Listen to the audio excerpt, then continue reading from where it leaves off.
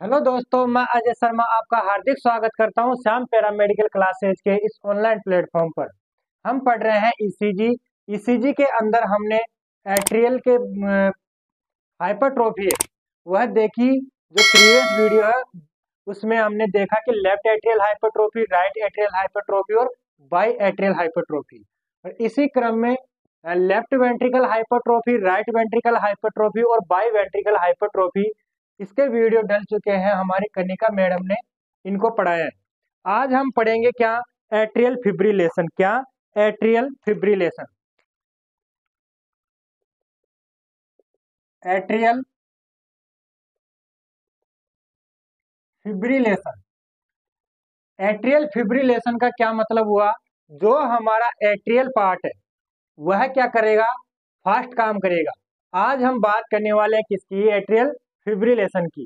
तो बने रहिए हमारे वीडियो के साथ और वीडियो को लास्ट तक देखें और अपने दोस्तों के साथ भी शेयर करें और ज़्यादा से ज़्यादा कमेंट करें, ताकि हम आपके लिए और नए वीडियो बनाएंगे उसमें अच्छा कर सके और उत्साहित हो सके। तो हम बात करें किसकी? Atrial fibrillation. एट्रियल क्या होता है? हमारा हार्ट का अपर चेम्बर होता है। क्या होता है? हमारे हार्ट का अपर चेम्बर होता है।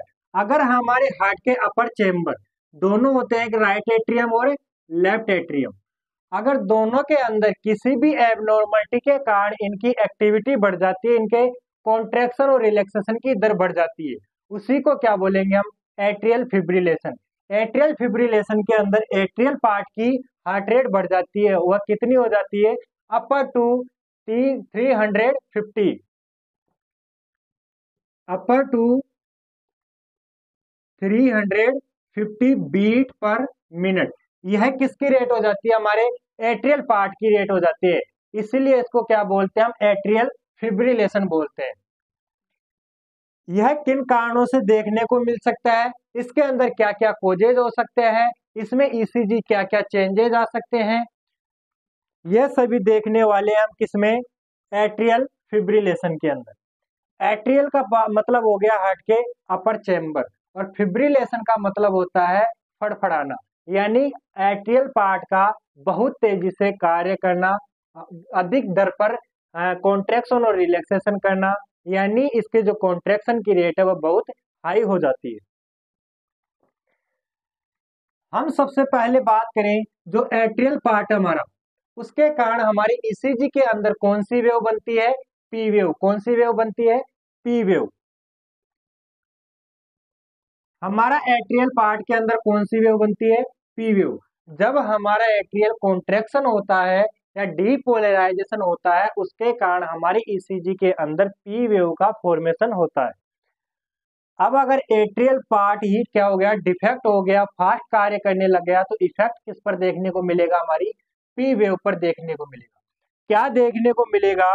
कि हमारी जो पी वेव है वह बहुत ज्यादा देखने को मिल रही है, या फिर अधिक हार्ट रेट पर यह क्या हो जाती है? डिसअपियर हो जाती है, यानी देखने को ही नहीं मिलती है। अगर हमारी पी वेव बन रही है तो उसको कौन सी बोलेंगे? फिब्रिलेट वेव बोलेंगे। क्या बोलेंगे? फिब्रिलेट वेव बोलेंगे। अगर इस कंडीशन के अंदर पी वेव दिखाई दे रही है उसको फिब्रिलेट वेव बोलेंगे। या फिर इतनी रेट के अंदर हमारी पी वेव होती है वह ईसीजी के अंदर डिसअपियर हो जाती है, यानी कि दिखाई नहीं देती है। हम बात करें रिदम की। रिदम की बात करें, रिदम में क्या देखा जाता है? आर आर इंटरवल देखा जाता है। आर आर इंटरवल के बीच का जो टाइम होता है वह क्या हो, अगर वह क्रमशः रेगुलर है या नहीं है, उसी को क्या देखा जाता है? हम रिदम में देखते हैं। तो इसका रिदम क्या होता है? रेगुलर होता है। क्यों होता है? क्योंकि इफेक्ट किस पर पड़ रहा है? एट्रियल पार्ट पर। वेंट्रिकल पार्ट की जो हार्ट रेट है वह क्या होती है? कम होती है। इसलिए जो हमारा क्यूआरएस कॉम्प्लेक्स है वह भी हमको नॉर्मल दिखाई देता है, में भी एबनॉर्मल हो सकता है। इसी कारण से हमको जो रिदम होता है वह कैसा देखने को मिलता है? रेगुलर रिदम देखने को मिल सकता है। या फिर अगर एबनॉर्मलिटी हुई किसमें? वेंट्रिकल पार्ट में, तो क्या हो सकता है? ये इरेगुलर हो सकता है। वैसे रेगुलर रहेगा पर मे भी इरेगुलर।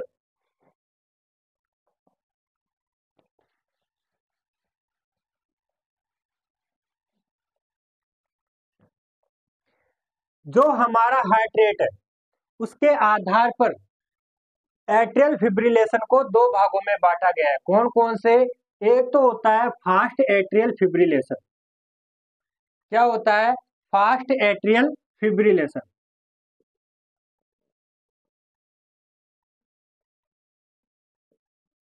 फास्ट एट्रियल फिब्रिलेशन के अंदर माना जाता है कि हार्ट रेट कितनी हो जाती है? अपर टू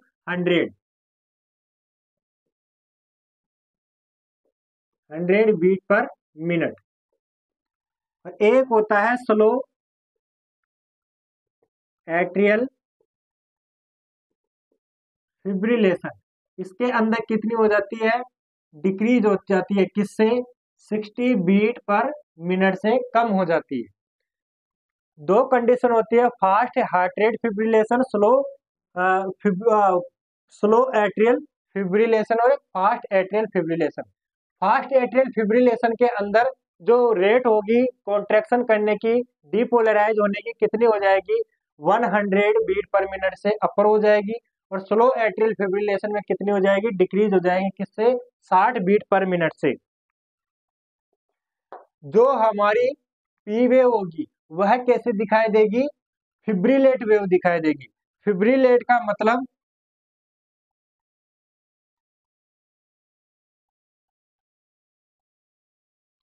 या तो इस तरीके से दिखाई देगी या फिर दिखाई नहीं देगी, डिसअपियर हो जाएगी। जो हमारी ईसीजी वेव दिखाई दे रही है किसके अंदर? फिब्रिलेशन के अंदर, एट्रियल फिब्रिलेशन के अंदर आपको यहां दिखाई जा रही है। जो सभी लीड्स के अंदर ईसीजी है इस प्रकार से दिखाई देगी। क्यों? क्योंकि जो हमारा एट्रियल पार्ट है उसकी हार्ट रेट है, वो जो एट्रियल पार्ट की कॉन्ट्रेक्शन और रिलैक्सेशन करने की दर है वह क्या हो जाती है? बहुत हाई हो जाती है। इसलिए जो हमको फिब्रिलेट वेव दिखाई देती है और किस तरीके से दिखाई देगी? इस तरीके से दिखाई देगी जो आपको यहाँ लीड के अंदर दिखाई गई है। एट्रियल पार्ट के अंदर हमने बात की कि रिदम क्या होता है? रेगुलर होता है, में भी इरेगुलर हो सकता है। एट्रियल पार्ट के एट्रियल फिब्रिलेशन के अंदर एट्रियल पार्ट की जो रेट होती है वह हाई होती है, वेंट्रिकल पार्ट की रेट स्लो रहती है। किससे? एट्रियल पार्ट से स्लो रहती है। एट्रियल पार्ट की जब रेट हाई होती है, हो सकता है उस कारण से वेंट्रिकल पार्ट की भी रेट क्या हो जाए? हाई हो जाए। क्यों?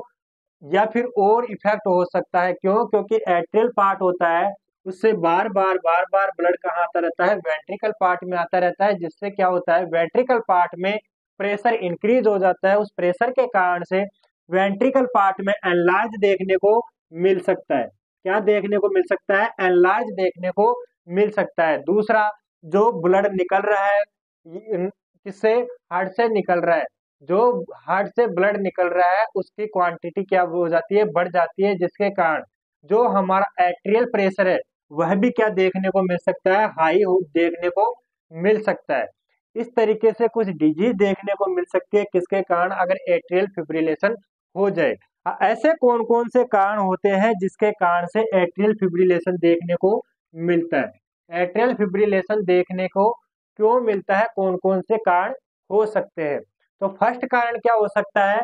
अगर हमारा ऐसे नोड क्या हो? हमारा ऐसे नोड क्या हो? फास्ट कार्य करने लग जाए, अधिक दर से इलेक्ट्रिसिटी जनरेट करने लग जाए, जिसके कारण से एट्रियल फिब्रिलेशन देखने को मिल सकता है। या फिर क्या हो? जो हमारा एवी नोड है वहां से जो कंडक्शन है वह वापस रिटर्न चला जाए। कहां पर? एट्रियल पार्ट के अंदर रिटर्न चला जाए। दूसरी कंडीशन ये हो गई। तीसरी कंडीशन क्या हो सकती है? अगर एट्रियल पार्ट की कोई मसल्स कन्वर्ट हो जाए, कन्वर्ट हो जाए किसके अंदर? पेस मेकर मसल्स के अंदर। अगर कन्वर्ट हो जाएगी पेस मेकर मसल्स के अंदर तो क्या होगा? खुद से इलेक्ट्रिसिटी जनरेट करने लग जाएगी, जिसके कारण से भी हमको एक्स्ट्रा बीट दिखाई देगी। उस एक्स्ट्रा बीट के कारण जो हमारा एट्रियल पार्ट है उसके अंदर एक्स्ट्रा एक्टिविटी दिखाई देगी, जिसके कारण से एक्स्ट्रा पी वेव बनेगी। और वह कौन सी कंडीशन कहलाएगी? एट्रियल फिब्रिलेशन की कंडीशन कहलाएगी। अगर वाल्व के अंदर कोई प्रॉब्लम हो उसके कारण से भी हमको फिब्रिलेट वेव देखने को मिल सकती है। क्यों? क्योंकि वाल्व में अगर कोई प्रॉब्लम है उसके कारण से प्रॉपर ना तो ब्लड जा पाएगा, या चला जाएगा तो वापस रिटर्न कहाँ जाएगा? एट्रियल पार्ट के अंदर आ जाएगा। इसलिए एट्रियल पार्ट को खाली करने के लिए एट्रियल पार्ट क्या करता है, अपनी एक्टिविटी को बढ़ा देता है, जिसके कारण से भी एट्रियल फिब्रिलेशन देखने को मिल सकता है। और वह कैसे बढ़ाएगा, ऐसे नोड क्या करेगा, अपनी एक्टिविटी को बढ़ा देगा, इलेक्ट्रिसिटी जनरेट करने की दर को बढ़ा देगा, जिसके कारण ही क्या देखने को मिलेगा, एट्रियल फिब्रिलेशन देखने को मिलेगा। ये क्या थे, इसके कोजेस थे।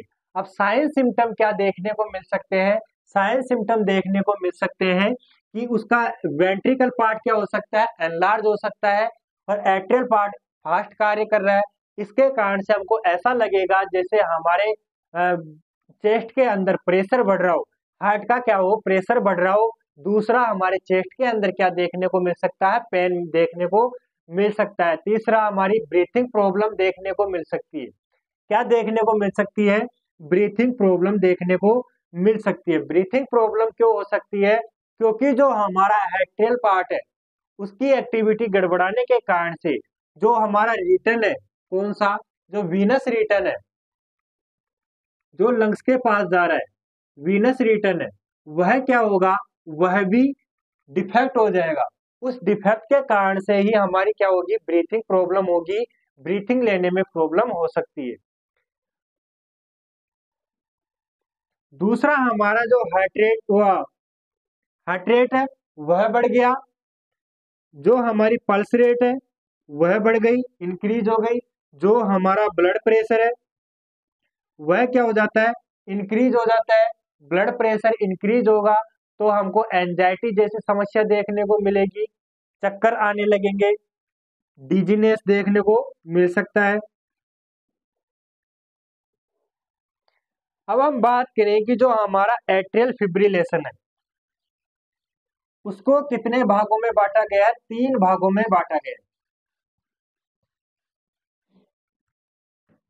पहला क्या है, प्रोक्सिमल। पहली कंडीशन क्या है, प्रोक्सिमल। प्रोक्सिमल में क्या होता है, प्रोक्सिमल के अंदर जो हमारी फिब्रिलेशन की रेट है या एट्रियल फिब्रिलेशन है वह क्या होता है, स्टार्ट होता है। यह हमारी फिजिकल एक्टिविटी या अन्य एक्टिविटी या दैनिक दिनचर्या के कारण से उत्पन्न हो सकता है, देखने को मिल सकता है, किसी ड्रग्स की टॉक्सिसिटी के कारण देखने को मिल सकता है। इसके ट्रीटमेंट की कोई आवश्यकता नहीं है, यह अपने आप कुछ समय बाद में ठीक हो जाता है। दूसरा होता है क्या, प्रोक्सिमल हो गया पहला। दूसरा होता है परसिस्टेंट। दूसरी कंडीशन क्या देखने को मिल सकती है, परसिस्टेंट देखने को मिल सकती है। यह लंबे समय के लिए होता है, अधिक समय के लिए होता है। इसको ठीक करने के लिए ड्रग्स की आवश्यकता होती है।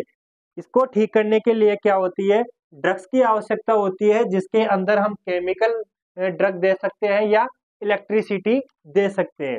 तीसरी होती है क्या, परमानेंट।